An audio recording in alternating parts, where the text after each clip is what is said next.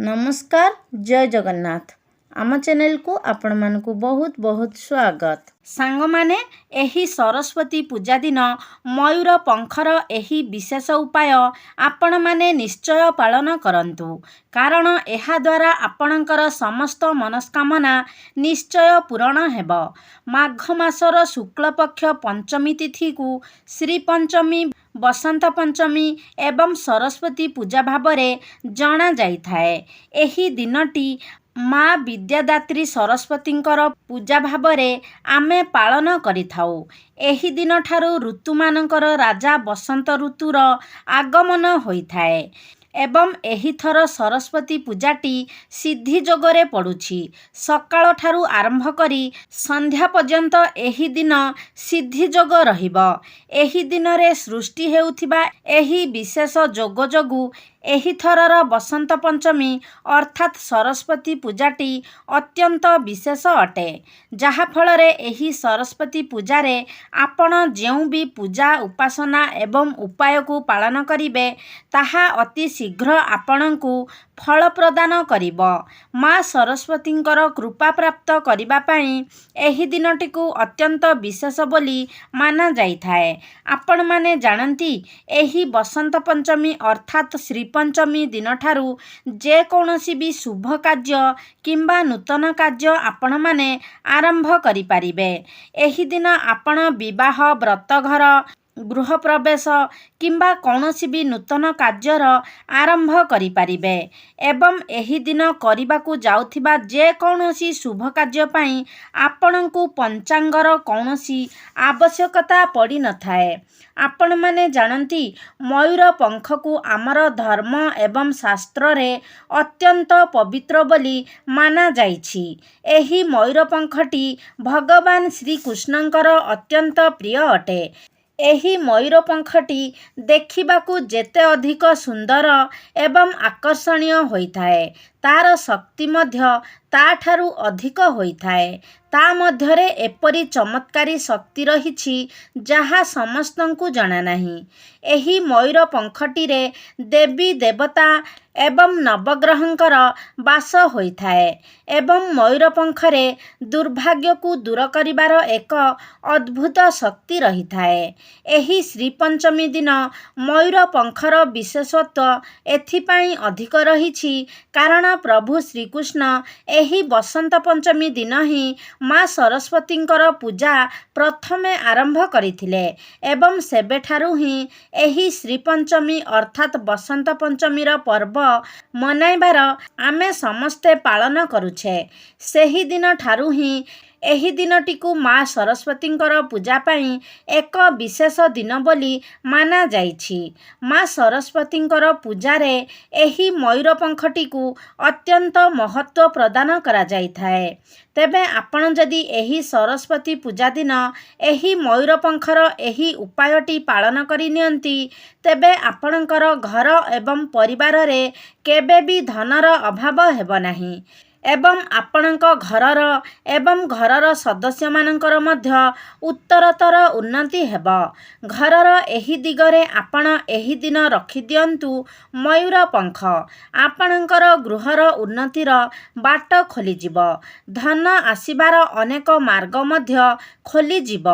तेबे सांग माने भिडियोटी रे आगकू बढ़िबा पूर्वरु भिडियोटी को लाइक करी चैनलटी को सब्सक्राइब करि दियंतु एवं कमेंट बॉक्स रे श्रद्धा और भक्तिर सहित जय माँ सरस्वती निश्चय लेखंतु। तेबे आसंतु जानिबा प्रथम उपायटी विषय। एथिपाई आपणଙ୍କୁ 3टी मयूर पंखर आवश्यकता अछि एवं एथिपाई मध्य आपणଙ୍କୁ बेसी किछि परिश्रम करिबाकू पड़िबो नाही। तेबे एहा पूर्वरु आपण माने जानि रखिबा उचित जे एही मयूर पंखटी एक शक्तिशाली यंत्र अटे जहा कि तंत्र विद्यारे मध्य कार्य आसी थाए। प्राचीन कालरू ही आमर पूर्वपुरुष माने एहाकू व्यवहार करी आसुछंती। आमर ज्योतिष शास्त्र ଏବଂ ତନ୍ତ୍ରବିଦ୍ୟା ସବୁଠାରେ ଏହାର ପ୍ରୟୋଗ ରହିଛି।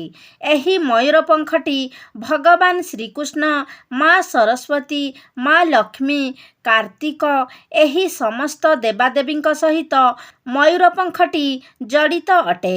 ଏହି ମୟୂର ପଙ୍ଖଟିକୁ ଯଦି ଆପଣ ବଂଶୀ ସହିତ ରଖନ୍ତି ତେବେ ଆପଣଙ୍କର ସମ୍ପର୍କରେ ମଧୁରତା ଆସିଥାଏ। ଆପଣଙ୍କ ଗୃହରେ ଯଦି ନକାରାତ୍ମକ ଶକ୍ତି ବଢ଼ିଯାଏ ତେବେ ସେଥିରେ ମଧ୍ୟ ଆପଣଙ୍କୁ ଏହି ମୟୂର ପଙ୍ଖଟି ସାହାଯ୍ୟ କରିପାରିବ। ଘରେ ଯଦି ନକାରାତ୍ମକ ଶକ୍ତିର ବୃଦ୍ଧି ହୋଇଥାଏ ତେବେ ଘରୁ ଦେବାଦେବୀମାନେ ଚାଲି ଯାଇଥାନ୍ତି। ସେଠାରୁ ସମସ୍ତ ପ୍ରକାରର ସକାରାତ୍ମକ ଶକ୍ତି ଧୀରେ ଧୀରେ ନାଶ ହୋଇଯାଇଥାଏ, ଯାହାଫଳରେ ଗୃହରେ ଅନେକ ଅମଙ୍ଗଳ ଘଟିଥାଏ। ତେଣୁ ଏହି ଗୃହରୁ ନକାରାତ୍ମକ ଶକ୍ତିକୁ ଦୂର କରିବା ପାଇଁ ଆପଣମାନେ ମୟୂରପଙ୍ଖର ଏହି ଉପାୟଟିକୁ ନିଶ୍ଚୟ ଭାବରେ ପାଳନ କରିବା ଉଚିତ।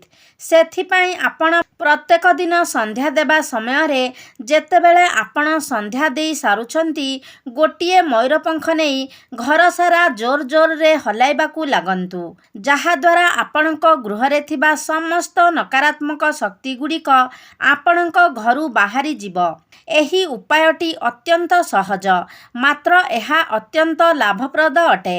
ଆପଣ ଯଦି ପ୍ରତିଦିନ ସନ୍ଧ୍ୟା ସମୟରେ ଏହି ଉପାୟଟିକୁ ପାଳନ କରନ୍ତି ଆପଣଙ୍କ ଗୃହରୁ ସମସ୍ତ ନକାରାତ୍ମକ ଶକ୍ତିଗୁଡ଼ିକ ସମ୍ପୂର୍ଣ୍ଣ ଭାବରେ ଚାଲି ଯାଇଥାଏ ଏବଂ ଗୃହରେ ସକାରାତ୍ମକ ଶକ୍ତିର ବୃଦ୍ଧି ହୋଇଥାଏ। ଯେଉଁ ଗୃହରେ ସକାରାତ୍ମକ ଶକ୍ତିର ବୃଦ୍ଧି ହୋଇଥାଏ ଏବଂ ସକାରାତ୍ମକ ଶକ୍ତି ଭରି ରହିଥାଏ ସେହି ଗୃହରେ ମା ଲକ୍ଷ୍ମୀଙ୍କର ବାସ ହୋଇଥାଏ ଏବଂ ଯେଉଁ ଗୃହରେ ମା ଲକ୍ଷ୍ମୀଙ୍କର ବାସ ହୋଇଥାଏ ସେହି ଗୃହରେ କେବେ ବି ଧନର ଅଭାବ ହୋଇନଥାଏ କିମ୍ବା ସୁଖ ଶାନ୍ତିର ମଧ୍ୟ ଅଭାବ ହୋଇନଥାଏ। ତେବେ ଆସନ୍ତୁ ଜାଣିବା ଘରର ସେହି 3ଟି କୋଣ ବିଷୟରେ। ଯେଉଁ 3ଟି କୋଣରେ ଆପଣ ମୟୂରପଙ୍ଖ ରଖିବା ଦ୍ୱାରା ଆପଣଙ୍କ ଗୃହରେ ସର୍ବଦା ସକାରାତ୍ମକ ଶକ୍ତିର ବୃଦ୍ଧି ହେବ ଏବଂ ସର୍ବଦା ପାଇଁ ଆପଣଙ୍କ ଗୃହରେ ମା ଲକ୍ଷ୍ମୀଙ୍କର ମଧ୍ୟ ବାସ ହେବ। ଏବଂ ଗୋଟିଏ ଶୁଭ ଦିନରେ ଆପଣ ଏହି ମୟୂରପଙ୍ଖକୁ ଘରର ଏପରି ଏକ ସ୍ଥାନରେ ରଖନ୍ତୁ ଯେଉଁ ସ୍ଥାନରେ ସମସ୍ତଙ୍କର ନଜର ପଡ଼ିବ, କାରଣ ଏହି ମୟୂରପଙ୍ଖଟି ସମସ୍ତ ନକାରାତ୍ମକ ଶକ୍ତିକୁ ନିଜ ଭିତରକୁ ଟାଣି ନେଇଥାଏ। ଏହି ମୟୂରପଙ୍ଖର ଅନେକ ଗୁଡ଼ିଏ ଉପଯୋଗିତା ରହିଛି। ଯଦି କୌଣସି ବିଦ୍ୟାର୍ଥୀ ଅଭିମନ୍ତ୍ରିତ ମୟୂରପଙ୍ଖକୁ ନେଇ ନିଜର ପୁସ୍ତକ ଭିତରେ ରଖନ୍ତି ତେବେ ଏହା ସେମାନଙ୍କ ପାଇଁ ରାମବାଣ ସଦୃଶ କାମ କରିଥାଏ। ଯଦି ଆପଣ ନିଜ ଘରର ପ୍ରତ୍ୟେକ ରୁମ୍ରେ ଗୋଟିଏ ଗୋଟିଏ ମୟୂରପଙ୍ଖ ରଖନ୍ତି ତେବେ ଆପଣଙ୍କ ଘରର ବାସ୍ତୁଦୋଷ କଟି ଯାଇଥାଏ। ଯଦି ଆପଣଙ୍କ କୁଣ୍ଡଳୀରେ ରାହୁ, କେତୁ କିମ୍ବା କାଳସର୍ପର ଯୋଗ ରହିଛି ତେବେ ଆପଣ ନିଜ ପାଖରେ ସର୍ବଦା ଗୋଟିଏ ମୟୂରପଙ୍ଖକୁ ରଖନ୍ତୁ। ଏହା ରଖିବା ଦ୍ୱାରା ଆପଣଙ୍କର ଏକ ବହୁତ ବଡ଼ ଲାଭ ହୋଇଥାଏ।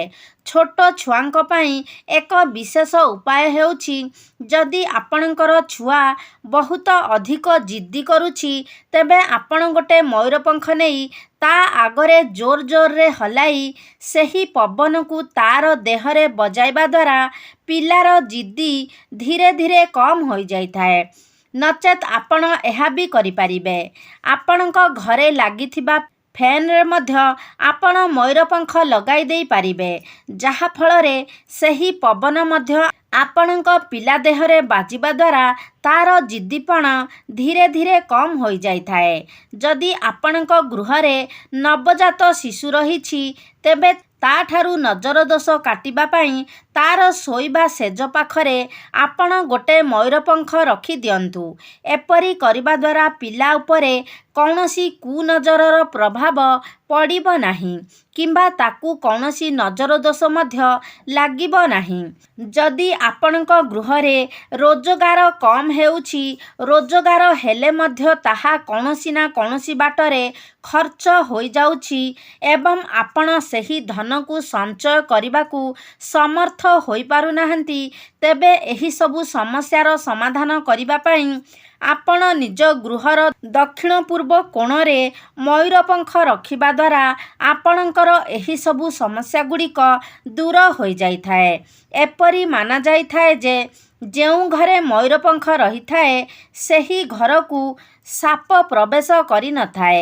ତେବେ ଆପଣଙ୍କ ଘର ପାଖରେ ଯଦି ସାପମାନଙ୍କର ଡେରା ରହିଥାଏ ଏବଂ ଆପଣଙ୍କ ଘରକୁ ସାପ ପଶିବାର ଭୟ ରହିଥାଏ, ତେବେ ଆପଣ ନିଜ ଘରର ସାମ୍ନାରେ ମୟୂରପଙ୍ଖ ଲଗାଇ ଦିଅନ୍ତୁ। ଏପରି କରିବା ଦ୍ୱାରା ମଧ୍ୟ ଆପଣଙ୍କ ଗୃହକୁ ସାପ ପ୍ରବେଶ କରିପାରିନଥାଏ।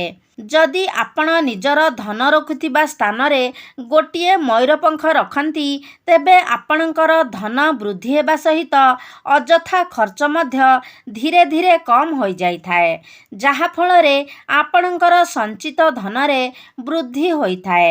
ଦ୍ୱିତୀୟରେ, ଆପଣ ନିଜର ଠାକୁର ଘରେ ଏକ ମୟୂରପଙ୍ଖ ରଖନ୍ତୁ ଏବଂ ଠାକୁରଙ୍କୁ ପୂଜା କଲା ଭଳି ଆପଣ ଏହି ମୟୂରପଙ୍ଖକୁ ମଧ୍ୟ ପୂଜା କରନ୍ତୁ। ଏପରି କରିବା ଦ୍ୱାରା ଆପଣଙ୍କର ଭାଗ୍ୟ ଉଦୟ ହୋଇଥାଏ ଏବଂ ଆପଣଙ୍କର ଭାଗ୍ୟରେ ସୁଧାର ଆସିଥାଏ ଏବଂ ଗୃହକୁ ଧନ ଆଗମନର ନୂତନ ରାସ୍ତା ମଧ୍ୟ ଆପଣଙ୍କ ପାଇଁ ଖୋଲିଯିବ। ତୃତୀୟରେ, ଆପଣ ନିଜର ଖଟ ତଳେ ଏକ ମୟୂରପଙ୍ଖ ରଖନ୍ତୁ, ଯାହାଦ୍ୱାରା ଆପଣ ଯେତେବେଳେ ଶୋଉଛନ୍ତି ସେତେବେଳେ ଆପଣଙ୍କ ମନରେ କୌଣସି ନକାରାତ୍ମକ ଚିନ୍ତାଧାରା କିମ୍ବା ନକାରାତ୍ମକ ଶକ୍ତି ଆପଣଙ୍କ ପାଖକୁ ଆସିବ ନାହିଁ ଏବଂ ଆପଣଙ୍କ ମଧ୍ୟରେ ସକାରାତ୍ମକ ଚିନ୍ତାଧାରାର ମଧ୍ୟ ବୃଦ୍ଧି ପାଇବ। ଏହାଦ୍ୱାରା ଆପଣଙ୍କୁ ସଫଳତା ମଧ୍ୟ ପ୍ରାପ୍ତ ହେବ। ଏହା ବ୍ୟତୀତ ଆପଣ ନିଜର ମୁଖ୍ୟ ଦ୍ୱାର ସମ୍ମୁଖରେ ଗଣେଶଙ୍କର ଫଟୋ, ଯାହାକି ଗଣେଶଙ୍କର ମୁହଁ ଯେପରି ଆପଣଙ୍କ ଘର ଭିତର ଆଡ଼କୁ ରହୁଥିବ ଏବଂ ପିଠି ପାଖଟି ବାହାର ଆଡ଼କୁ ରହୁଥିବ, ସେହିପରି ଭାବରେ ଲଗାଇ ସେଠାରେ 3ଟି ମୟୂରପଙ୍ଖ ଲଗାନ୍ତୁ। ଏପରି କରିବା ଦ୍ୱାରା ଆପଣଙ୍କର ଘରର ସମସ୍ତ ବାସ୍ତୁଦୋଷ ଗୁଡ଼ିକର ନାଶ ହୋଇଥାଏ ଏବଂ ଆପଣଙ୍କ ଘର ଉପରେ କୌଣସି କୁନଜର ମଧ୍ୟ ପଡ଼ିନଥାଏ। ତେବେ ସାଙ୍ଗମାନେ, ଏହା ଥିଲା ମୟୂରପଙ୍ଖକୁ ନେଇ କିଛି ବିଶେଷ ଉପାୟ। ତେବେ ସାଙ୍ଗମାନେ, ଆଶା କରୁଛି ଆଜିର ଭିଡ଼ିଓଟି ଆପଣମାନଙ୍କୁ ନିଶ୍ଚିତ ଭାବରେ ଭଲ ଲାଗିଥିବ। ଯଦି ଭଲ ଲାଗିଛି ତାହେଲେ ଲାଇକ୍ କରନ୍ତୁ, ସେୟାର କରନ୍ତୁ। ଆମ ଚ୍ୟାନେଲକୁ ଯଦି ସବସ୍କ୍ରାଇବ୍ କରିନାହାନ୍ତି ତାହେଲେ ସବସ୍କ୍ରାଇବ୍ କରିଦିଅନ୍ତୁ। ସର୍ବେ ଭବନ୍ତୁ ସୁଖିନଃ। ଧନ୍ୟବାଦ।